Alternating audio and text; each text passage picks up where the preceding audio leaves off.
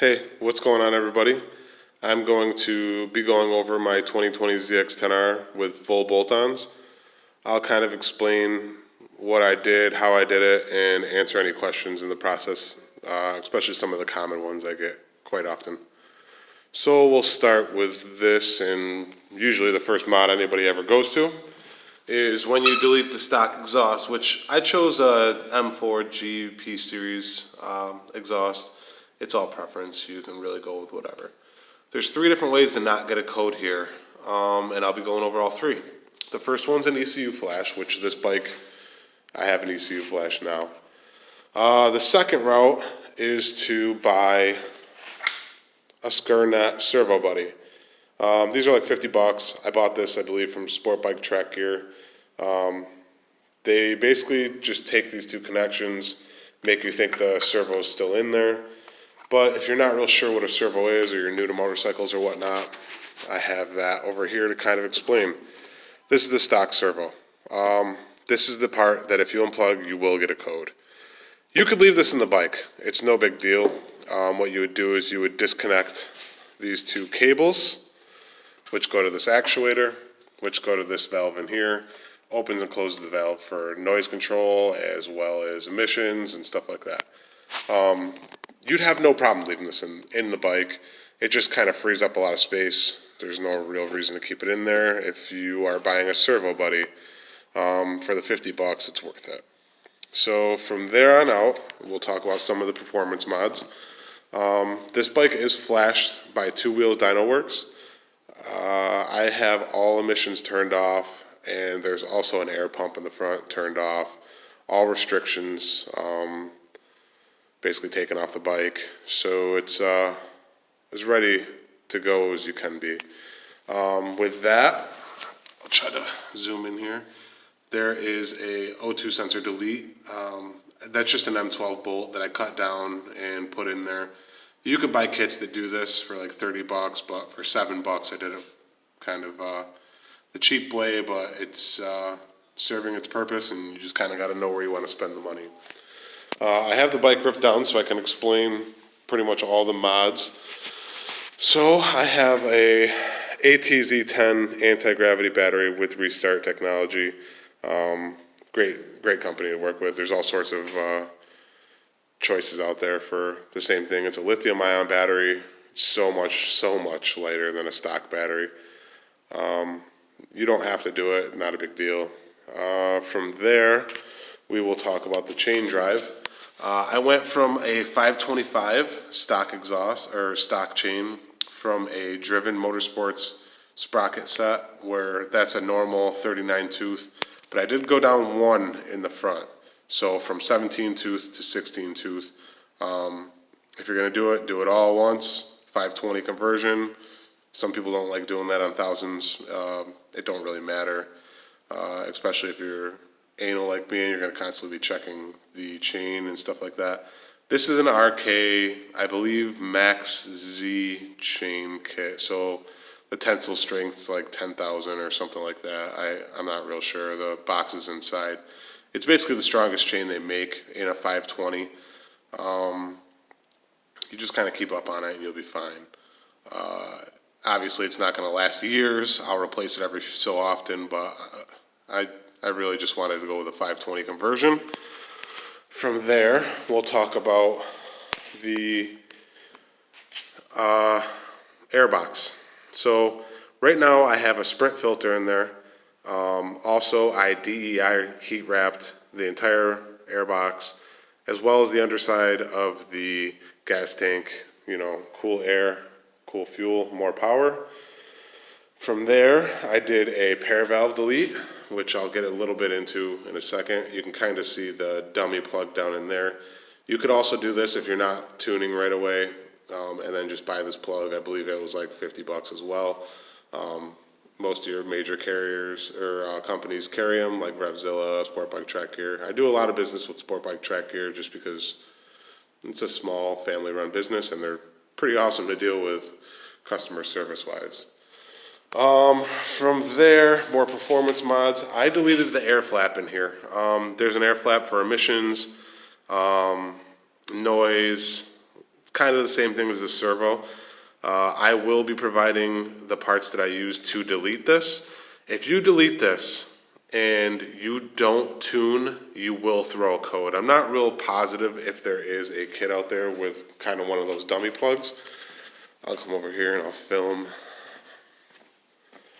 This is the pair valve, and that's where the plug that I just showed you plugs into, to kind of trick the ECU thinking it's still there. This is the air pump with the air flap. This will throw a code. I'm not real sure if they make a kit or a dummy plug for this connector right here. Usually if you're going this far into it, you're already looking at doing an ECU flash as it is. Your tuner will get rid of all that, or if you're tuning yourself, you can disable that code as well. There is no codes on this bike at all.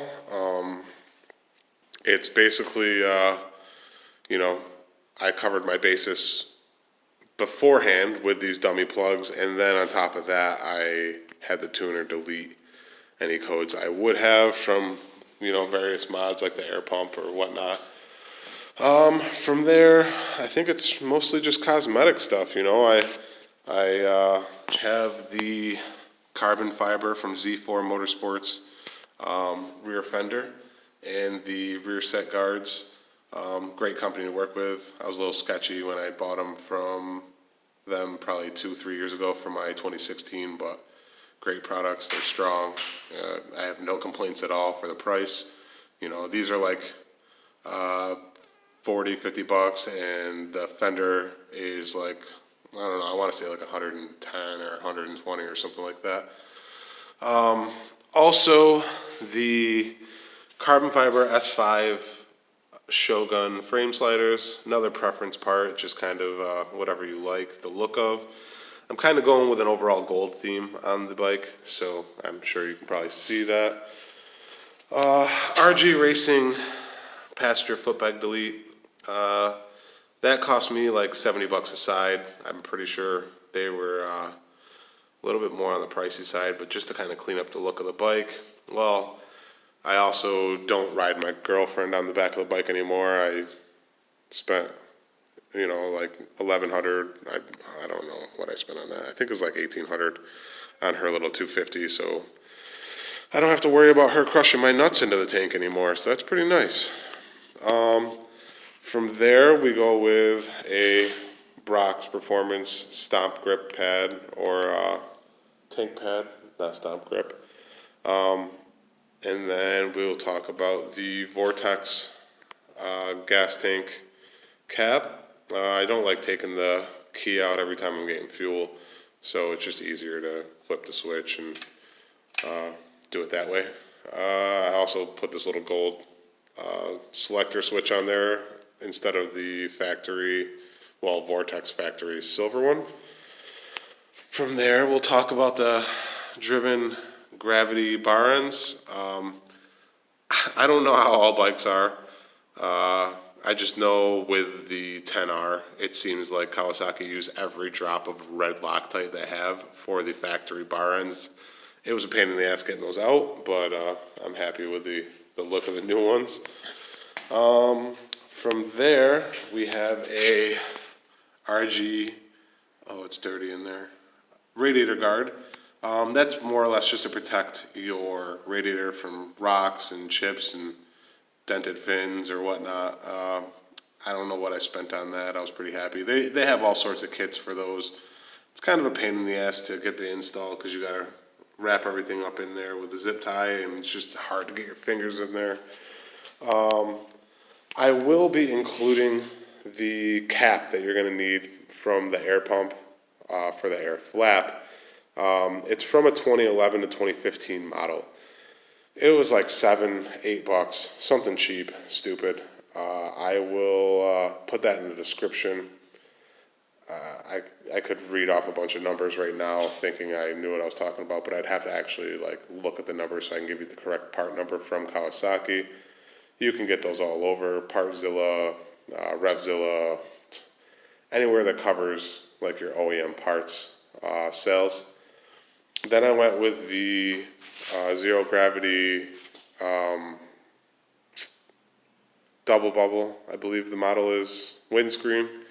Then it's just little stuff like the Pitbull stand spools. Trying to think if I forgot anything. Oh, the fender eliminator. That was another big thing I got right off the bat, and it's usually a first mod people go with. I got the New Rage Cycles fender eliminator kit. I kind of like the fact that it hides the plate, just because I'm kind of a dick out on the roads.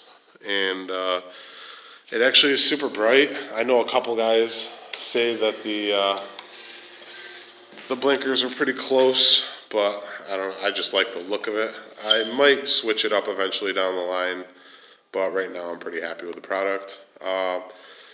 It's a little bit of a tricky install because everything on the New Rage Cycles website is pretty legit, but they don't have 2020 yet in their like install database or install instructions. The only thing that was weird, everything else is pretty much the same except for the license plate actual light up there, which isn't lit up because the bike's actually not on. When you get in there, both wires are black.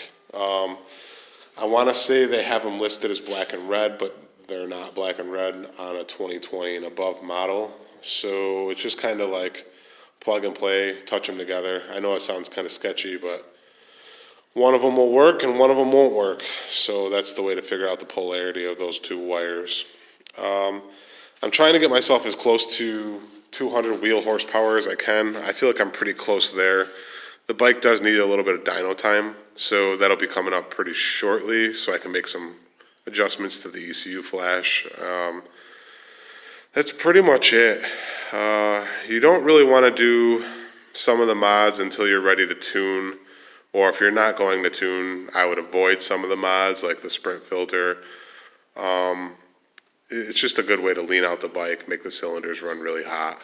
So if you're going to do stuff like that, like throw an aftermarket filter in there, make sure you're ready to tune.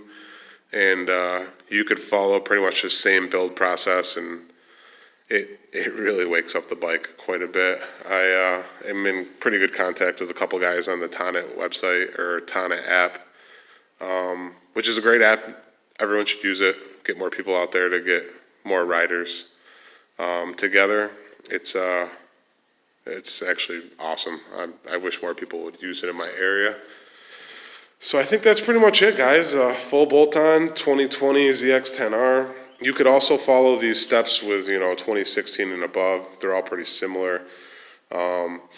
There's also on the 2016 through 2018, I know charcoal canister and stuff like that, which I deleted. It's not on these bikes. It's on the California models. If you want me to go more into that, I can also tell you, the ins and outs of that.